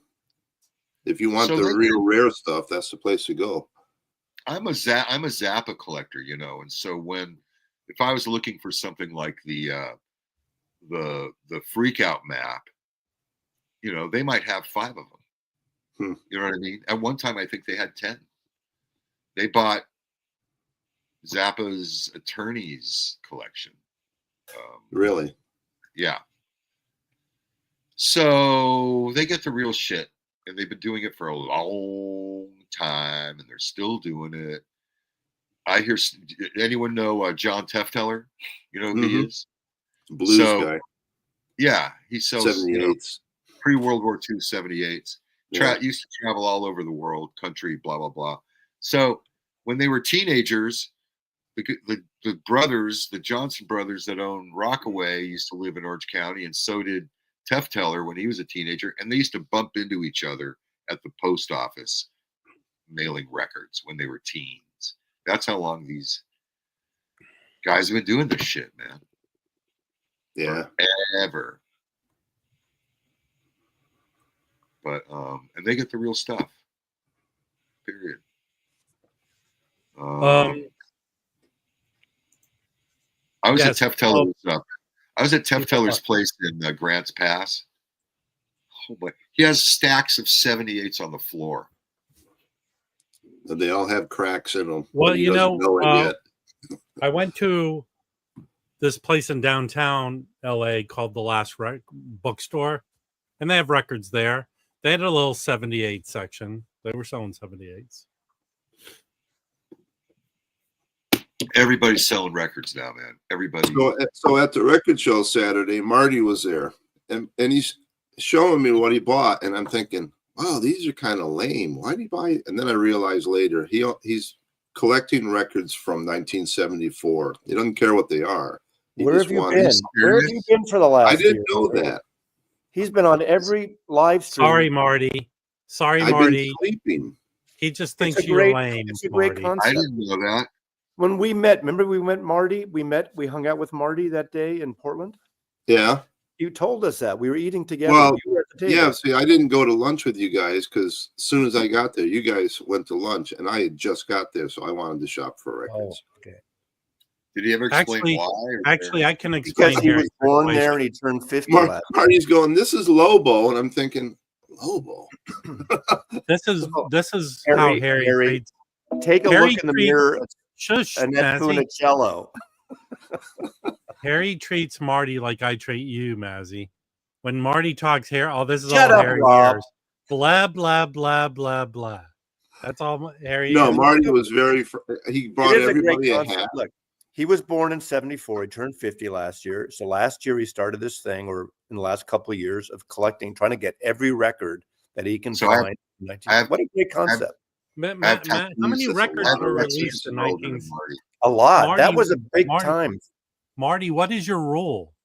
Because how many records were released in 19? There's no rule. There's no rule, I don't think. And how do you know? I mean, do you just go? Is there a section that says 1974? Well, first of all, in the 70s, usually the year's on the back of the record. Those not days, always, though. No, not always. But you go in Discog. You could Google it. I mean, wow. He keeps a list. He's got 768 records from 74. Hey, Joey, go to Atomic. It's not far from the airport. In fact, Jim and I discovered this weird ass thing that's happening in Burbank. Do you want to talk about it, Jim? Is Atomic next to the gun shop? Yes. Okay. Go to the gun shop and try to get through security. Hold on. Let me explain this weird thing. So Jim and I typically meet at Atomic and go have lunch. When we would walk to places near Atomic, there's this corner on the corner of Magnolia and Hollywood Way, and we would see a bunch of like Armenian dudes sitting there with their phones. Every day, they're there. Finally, we went up and asked them, hey, what are you guys doing? And one of them said, we're Uber drivers. We're just sitting here waiting for rides. Okay. Yeah. At least that's what they're saying, but it looks very odd. I thought you were going to say they were selling records out of the back of their van. No, there's something else going on there. I think there might be discount colonoscopies involved. I don't know. What are those guys that used to show up your car and they'll do like a really quick pull out the engine, put the window on it? No, what about the guys that would just clean your... Hey, actually, Sunday, Jim. Yes. Do you want to try and go to that record show that's in the Arts District on Sunday? We'll be the oldest people there, I guess. No, we will not. Some of the dealers. Isn't that a good thing? Isn't it good to shake it up? It's not the best record show, and it's hard to park around there. So then why do we want to go there? That's where Rhino is. Rhino's over there. No, this is in the Arts District downtown. That's where Rhino is, near there. It's adjacent to there. Oh yeah, their offices. Office. Yeah. Oh yeah. Wiener Brothers. We'll meet in the parking lot and do There's a record store called Rhino. Yeah, but there's good places to eat down there, Jim. We could go by afterwards. We could go by what's that high-end audio store that sells records? How about the guy that moved down to Commonwealth? How about Revolution? Common Ground. Commonwealth. Let's go see Joey at what are you talking about? Joey at Revolution Records, although I think we got into an argument last night. So. Vinyl Piper's right. Park at Record Safari and Uber it to the Art District and share an Uber. Well, what the hell are you talking about? Uber over. Well, if you don't want to, So drive to Record Safari and pay $20 to drive to the Arts District, and $20 back. You're really complaining about you complain about driving to LA to go to shows. The first half of this was Rob complaining he won't go see live music because it's hard to go anywhere. Hey, we're in a new era right now. Live music anymore. Yet, doesn't understand. Yet you're driving around LA every fucking day, going to every record store and digging. So you drive a lot. Plus, these days, at times when there's no traffic. There's no money is no object. There's no money. So drive to a neighborhood in the daytime when it's somewhat easy to get to. So I have to waste my whole day preparing to watch a concert. In that neighborhood. And then I have to record a video. Enjoy the scenery of the neighborhood. Give a flower to a young lady. Hey, listen, old man, you complain as much as I do about different things. I do complain. Yes. Am I going to Seattle? Supposedly I'm going to that line. Marty, supposedly Mark Vinyl Crush usually comes and stays here because he does a table. But that day I got so much going on. We'll see. Sasha Berlinger is playing in Seattle on the 30th, the jazz vibraphonist. I got tickets to that. She has a new album coming out, but it's not on JMI. I wonder why. But she has a new album coming out, and I'm going to see her perform. I interviewed her last year. So that's that night. So I'm probably will go. He wasn't selling at the Kelso show. Hey, I mean, that's in his backyard. No, he lives in Portland. His backyard is not that big. His backyard's not that big, Harry. Okay. I mean, I told him if he goes, make sure to bring your entire Annette Funicello catalog. What's the deal with Annette Funicello? Because I looked. Didn't you buy it? Was it you? Who bought the Annette Funicello? It was Marty, I think. No, it was Dana showed it. Oh, he said, Dana "You want to see a cool record?" Never mind. Held up the Annette Funicello. I apologize for mistaking you for Dana's. Okay, you're elderly. I understand. Because he flipped through and I said, basically, you really hit the dollar bins at the show. Dana is ghosting me now. Range of stuff. Kimbo, I'm talking to you. You're ghosting me lately. I haven't seen you. I don't get updates from you. Is it the new political climate we're in? What's going on, Dana? Kimbo? Yeah, what's going on? Where are you in the chat? He's here sometimes. He's here. He's here. He did? He chatted? Kimbo was cool. I found a record he wanted, got it for him, and then he had like 7 copies of Talking Head 77, and he sent me one. Thank you, and it was very good. Sounds really nice. Yeah, Kimbo's a good guy. Kimbo, despite what Elliot, did your package show up yet? What? I sent Elliot a package. I'm just wondering if he got it yet. Yes. Is it full of Preparation H? I'm not flying into Wilson, Elliot, Carolina. You should watch the Ringo special because Molly Tuttle's on it. Hey, Harry, do you have any? Isn't Emmylou Harris on it too? Yeah. What, Jim? She's headlining a folk thing here in LA. Oh, that's cool. But it's quad, and if it's true quad, it won't play correctly. If I was in LA, Rob, I'd go to that folk thing. Dizzy Gillespie cornucopia soundtrack to The Graduate. Now, the Simon and Garfunkel music on there, those songs are different than the ones that are on the regular albums. Yeah, it's weird. Edits. Yeah. Why is that? I don't know.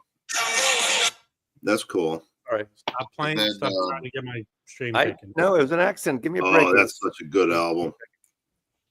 It's a great album, but I got to get rid of it, man. Why? Tape's curling up. It's all fucked. It's a bit. It's a bit effed up. Yeah. Mm-hmm. I'm gonna get rid of all these. These are. I just don't know. Harry, we'll give you $200 right now for them. No, I'm slowing down. I bought. How many times? I bought 3 records at the record show. I've known you for 6. Since I've known you, you've been saying I'm slowing down and all this. But I really am. Harry, Honestly, if you had an opportunity to buy a collection tomorrow, you would buy that collection. but I would buy it with the planning of flipping it. Yeah. But you're still buying records. Yeah. Well, yeah, I do. I buy it to flip or go to record shows. I'm getting rid of a There's lot of not much stuff. I want anymore. I've got so much shit that it's rare to find a record and say, "Oh yeah, I want that," because I don't buy new stuff. If I'm not flipping, so if I go to a record store, I'm like, I have it. Oh, cool record. Do I really want Some reels are worth a lot, Tom. Classic rock stuff can go expensive. The most expensive reel that I think I have is a nice copy of Giant Steps, John Coltrane. Yeah. Hey, I'm gonna answer Wolfie here. I've been to a lot of Beetle Fest. I went in '74. I went to San Francisco one, but in the mid and late '70s, I went to LA every year, the Bonaventure Hotel. And in the '80s, when our book came out in '82, David and I did Chicago, Meadowlands, New Jersey, and LA. And they would do occasionally a San Francisco show, but not often. We would do every one, and Mark Lapidus would give us a table. We would sell our Beetle book. We'd do a Beetle travel slideshow, and we would do all the Beetle fests throughout. Very cool, man. I've been to one in Seattle. It was great. I had a good time. It was great. And I did go to the 50th anniversary one they had at they came back to Manhattan at the Grand Central. What's the hotel by Grand Central Station? The big hotel. They had a 50th there, which was around 2014. Obviously, 50 years of Beatles coming to America. So I went to that. Bullshit that they sued them for using Beetle. Well, they changed the name from Beetle Fest to the Fest for Beetle fans. It was a settlement. Yeah, but and then I went to the one about 4 years ago, at not at Meadowlands, at Jersey. They're fun, but a lot of the. Did you ever go to one where Nielsen was there? Oh, you've watched my videos. David and I sat for 2 hours in the lobby. We sat in the lobby. Are you kidding me? No, I'm kidding you. We got drunk. He got drunk, and we sat with him drinking Harry Nielsen for 2 hours, and he told us stories, and he drank a whole bottle of brandy. That's when he was doing the gun control stuff. It was like 2 years after John died. And what a lot! He was so talented. Absolutely, yeah. But we would. It was fun, but unfortunately, a lot of the great guests are dead. Right? Yeah. I mean, they used to go. So now you're getting like the cousin of their barber who lived in Jersey, cousin talking at a Beetle Fest. That's what I feel like. The age of the people? The quality of guests I get on the stream is similar.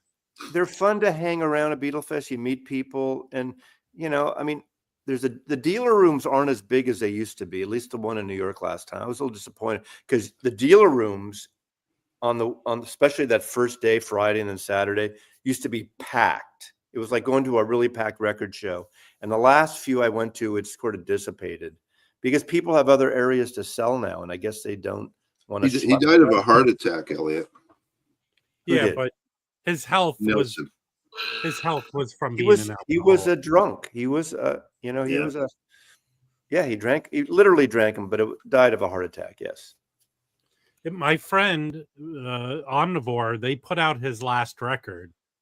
It has a really good song on it. That Dodger Blues song is very good, but it's so overproduced because his voice was not there. Right. And he used to have a great voice. Yeah. And he would overdub multi-layers. Dodger Blues song is a good song. I have an autograph. I know Harry likes autographs, but it's a gun control leaflet that they were giving away and getting money for. I think you showed that to me. Yeah. He signed it and Lawrence Juber signed it. It's from 80 Wings. Yeah, 82, 83. Wow. Super cool. Who's Lawrence Juber? He was in the last incarnation of Wings when they went to Japan and got busted. Great guitar player. His wife is the daughter of the guy that created Gilligan's Island. Is it Sheldon or Sherwood Schwartz? He also Yeah, created Sherwood the Schwartz. Brady Bunch. His daughter Did is he do married. Green Acres? His daughter is married to Lawrence Juber. I went to junior high with Maureen McCormick I know. Wow. You talk about it all the time. all the time. It's all I got. Did you have a crush on her? Not really. She was kind I of coached had a- out there. The Beetle Fest were fun in the 70s. I was on acid. She was on. We were doing different drugs. Okay. Different things. I bought my wingdings, the Beetle tennis shoes, powder blue in the box. No, I bought them for like $30 at a Beetle Fest in the 70s, late 70s. That was a lot of money, though. Yeah. I mean, at the time, $30 was a lot of money. And one of my lunch pails I bought there for like $30 or $40. I used to go to record shows seriously with $20 and have to be really careful about what I'd look and look and look before I bought stuff because I didn't have a lot of money when I was growing up. See, we used to, in the 80s, we would go and when our book came out, and every Beetle Fest, because we went to like 3 or 4 a year, depending, we went to everyone promoting it, and we would bring a too much information. We'd bring a gram of Coke every weekend. And then one time I went back to the room and David opened the door and says, "Norman, I'm having a heart attack." And we went in. He wasn't having a heart attack, but he was panicking. So we took the rest of Coke, we dumped it down the toilet, and I never did it again since in 1980, probably 83. I have And, never even that seen scene's cocaine. in the TV movie version of Mazzy's life. Yeah, It's never amazing. again after that. Ever Point. even tempted, just cold turkey, Yes. didn't want it. It seemed really fun helped- for a while. It really was helped like a lot of people with their diseases of drug addiction. Yeah. The Mazzy's available for public speaking engagements. That's a story he tells. I think Yeah, you go to the high schools and you scare them straight, right? yeah, Yeah. it's a dumb drug. But But you know what flushing drugs down the toilet does?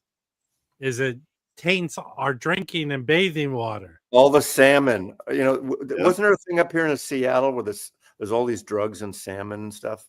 Well, they say a lot of the ocean fish have some kind of drug in them. People, everything goes out in the ocean water. Wow. Shut up, really? That's disappointing. I used to live at the beach in Hermosa Beach, the south end of the Santa Monica Bay, and I was in the water every day. And I was body surfing amongst Pampers. Yeah, but you do a lot of things amongst Pampers. Yeah, well, you know Kramer. Kramer Is that, was is that a jellyfish or just a plastic bag? Turn the sound down on your phone, Mazzy. touch it and find out. Yeah, it was pretty bad. It was pretty bad back then. Yeah. Early 80s. There's a scene. Mazzy's life story was an episode of Mannix, where Mannix grabs him by the shoulders and shakes him, Not true. sends it to him. Okay, True. what LA rock band played in an episode in a bar or a club episode of Mannix? X. No. This is the Fear. 70s. It's the 60s. 60s. The Doors. The Doors. The Turtles. Buffalo. What label were they on? Atco. Buffalo Springfield. Yes. All right. Mm. All right. What San Francisco band appeared on Playboy After Dark and Grateful Dead. put LSD in the coffee and got everyone Grateful off? Dead. Grateful Dead. And if I you like watch that. that episode and watch the dancing, you can tell Yeah. Well, that really happened. Playboy After Dark performances on YouTube are the greatest. I mean, Doug Somm, the I Birds. in sold the a Country. bootleg DVD of Playboy Did After you ever Dark. see the Jerry record show. Garcia talk about that? Who? Did you ever hear Garcia talk about when they did that, how disappointed they were because they didn't realize they were, actors. They thought they were just friends, They didn't Well, realize they were extras. Right. We get Barbie Benton's there usually by that point. Barbie was hot. But they had cool people, and we're sitting there. That was McGuinn when he had the short hair, the country, like not past Sweetheart of the Road. What is it? Which Bird's album? God, it's The best thing about that was Cosmic Cowboy stuff. the Dead dosing everyone. Sweetheart. Well, Tom, I don't think it worked. The one with the horse on the cover. Yeah. The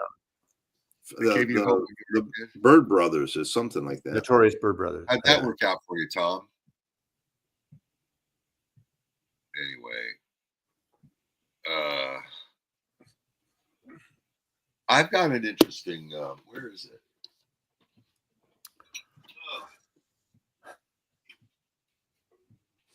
The best talk show that I remember watching was Kramer on Seinfeld.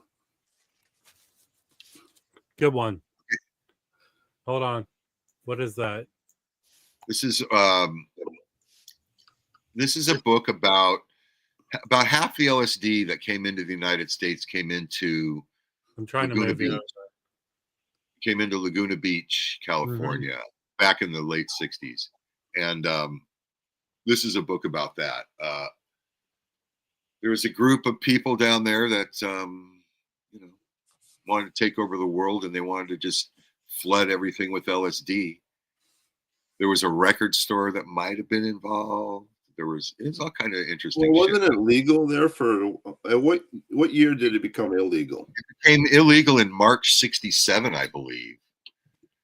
In '66, when they were doing electric Kool-Aid acid tests, it was legal. It wasn't illegal. They had the acid tests in the Panhandle, and then they had the one at Longshoremen's Hall in San Francisco that with Ken Kesey. It was kind of like they did one at they did one at Canoga Park High School in the auditorium. Right. Oh, hold on 1 second. I need to know, Tom, you need to come up and talk about this. What was I don't know where we lands in the men's magazine. Tom, I think I asked you this before. It's in between Penthouse and Playboy. Yeah, but who is we? Who did we? Oh, I don't know. Hefner did. It was a Hefner thing. It was? Yeah, it was. It was like an offshoot. He was trying to do the foreign a little. I think they were showing him a little more beaver and stuff. But serious. So, Lord, you were a little. I think I asked this before. Was that when Playboy was on Sunset, and that if you're going west on Sunset's that big kind of tall mid-rise on the left? That was their building. Yeah, because I knew a researcher there, a woman named Amanda. There was a researcher I hung out with who worked there in the research. Right, in the '70s, the 9000 building on Sunset across from the Roxy. I was the building manager of the 9000 Sunset building. It's more beaver. This woman Amanda, not the archivist Amanda, but she says, "Do you want to do a tour of the mansion?" I said, "Really?" She goes, "Yeah." So she calls up something, and then she had a little Carmen Gia. We pulled up to this rock, and she talks into the speaker, and the gates open, and we go in, and there was some just gardener or grounds people there. We walk through. They were bikinis. No, but there was no women. It wasn't a party. But we walked through the grotto. We went into, like, the doors were unlocked. You go into the mansion, and I remember there was this half wall behind the mansion, and the record collection was right there. I wish I had looked or took pictures or whatever. Karen Weiss, that sounds familiar. So I never was at Playboy. I was never at the Playboy Mansion, but I was at the offices of Velvet and Over 50. I've been to the Playboy Mansion for a party. Don't think I'm joking. Velvet and Over 50. They had about 10 or 20 titles, including, I think Velvet was their big one, but Over 50 was, those guys accidentally put my 900 number on the outside back cover of their magazine, and they wanted the money, and I said, "Go fuck yourself." Is Over 50 still in publication? I don't think any of those things are doing anything. They were hotties compared to people in their 70s. Yeah, compared to Over 70s. Do you subscribe to Over 70, Harry? Oh man, Over 50. I'm trying to get it to come back, and I'm trying to get Jim to publish it. Velvet. How about Harry? Do you want to start a magazine called Wrinkled and Over 70? We could just start with an over 70 section in I record think, collector news. Jim, Yeah. I think you need to admit yourself. You already have that magazine that does that. Harry's planning to start a magazine called Look 70, and instead Your of a magazine is for centerfold, people over Yeah, 70. I already have over. Yeah. threefold. Go ahead, Rob. What was it? Your magazine's gonna go called Look 70, and instead of a centerfold, it's a threefold. Because Oh, you need man. 3 pages. Flappers. Yeah. Yeah. Record collector news never did. Did you ever do fold outs? I like it, Trifold Dan. inserts? You should No. do folding. News after dark. I Did you ever wanted to do a. I Did you wanted ever to do do- a flexi, have someone. Did you ever insert have? a Did you ever have any seriously paid clients that would pay for inserts, like insert? Not Staple in them? this particular. Yeah, I have once or twice. Yeah. Right. I used to have it a lot in my other shit that I used to do, but yeah. Actually, My other- the next centerfold for Jim's magazine is Final Piper. So my wife here's a joke for you. My guy's wife goes to the doctor for a physical. She comes back and the husband says, "How's it go?" She says, "It went great." He said, "I have the breast of a 20-year-old woman." He said, "Really? What did he say anything about your 40-year-old ass?" And she says, "No, your name never came up." Oh, And you know what? I have a feeling that this trip to Japan, several of the people are going to jump ship. Okay. Do you drink whiskey at all, Harry? No. Because My wife bought that Heaven's Gate. the Dylan stuff. Yeah, the It's Dylan stuff. Okay. But It's not bad actually. Because I like the Japan. I want to go to Japanese whiskey bars. Not a lot of them, but just I've had sake, but it's a little kitschy, a little fun. But I just like the aesthetic there. There's one in Seattle, and it's not. The problem is the one in Seattle. If I went to a listening party, there's a room people can rent for listening parties, which the guys from Hawthorne set up, which is really a great sounding room. But in the main room, when you want the aesthetic, you want literally a wall of fucking records, right? In a whiskey bar. That's part of the aesthetic. And you don't have that. There's a few rows and it's like chintzy. I don't, Hey, Jim, I picked up a set of speakers. I don't know if you're familiar with them. KEF 104-2. KEF are very, very, very, very good. I don't know 104-2, but It's a big floor speaker. Floor standing speaker. Where are you putting these, Harry? Remember I said I went to visit my friend with cancer, and the next door neighbor was having a garage sale. Oh, yeah. So I bought the records, and she had these speakers. So I bought the speakers just to try to sell them. What are they, KEF? What? 102/4. Be careful, Jim might buy them from you because he's never satisfied. And they have the original boxes, but the boxes are in really bad shape. Oh, wow. Did you end up buying more records from that person? Well, here's the deal. She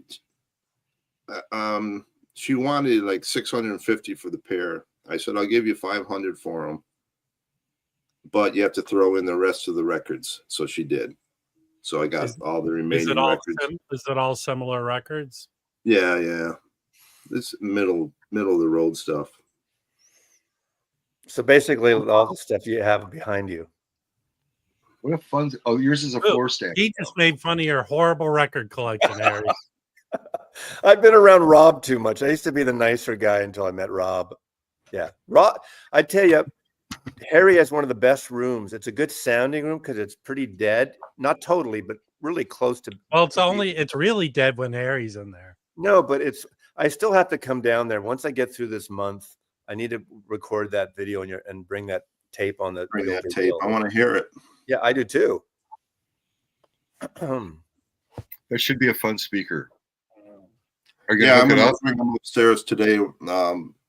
Elk Boy's coming over. We're going to bring them up, set them up, play them, see what they sound like, and then I'm going to put them on Offer Up. Cool. I got kicked off of Offered Up. I'll be right back. Why? We're almost over. I mean, it's silly things. Break their rules and they kick you off. Usually they give you a timeout for a while, unless you really become an asshole. No, they kicked me off. I've only got blocked on one thread forever. That's it. But I deserve it. The guy wanted video of the record playing, so I sent it to him, and you can't do that. You can't? No. But how do people know? I don't know. People post links all the time or sound clips and things. I don't know. Hey, we got like a couple seconds left, and I don't know where Jim ran to go. Wow, you're pretty tight on that 2 hours, aren't you? Hey, can you elaborate on this Dan B, please? Yes, Bill, a week from Saturday. Then I might have penny jar. Then I might have my last auction a week from Sunday. Then I was going to do it Saturday, but I won't do it the same as you. I'm having Dizzy's history, right? Well, he wants to do more on a case. It's a long story. Yeah, you kind of told me a little bit. Yeah, pay attention to the channel. Things are I have some records of mine I'm going through that I'm going to do some sort I gotta say, Angelo, you're looking very, very posh with that now, new hairstyle. Angelo, do you have a new album and a new rock tour coming? What's going on? He announced he's touring Germany. Hold on, as the leading Angelo Kelly fan, in fact, I'm close to changing the name of my channel to Angelo Kelly Rob. That he announced his tour dates for next year. Cool. God, I wish you'd come to the States. Yeah. Angelo, if you play in Seattle, you can stay here. Where the fuck did Jim go? He had to go wee. I don't know if he went all this talk about Wee magazine. The only French you'll ever know or need to know. Remember that? That was their tagline. We, the only French. There he comes. He's back. He fed the pigs. Here he comes. We're ending the stream. What? We're ending the stream. Do you have some parting thoughts? Yeah. No, I have none. Zip. Have a great day, everybody. Well, we'll end the stream. We'll end the stream with international superstar Angelo Kelly asking Harry to leave the U.S. Fight the power. Yeah. Everyone have a lovely day. We'll be back here Thursday morning. And yeah, that's it. Take care. Have a good day, everyone. Ciao. Bye.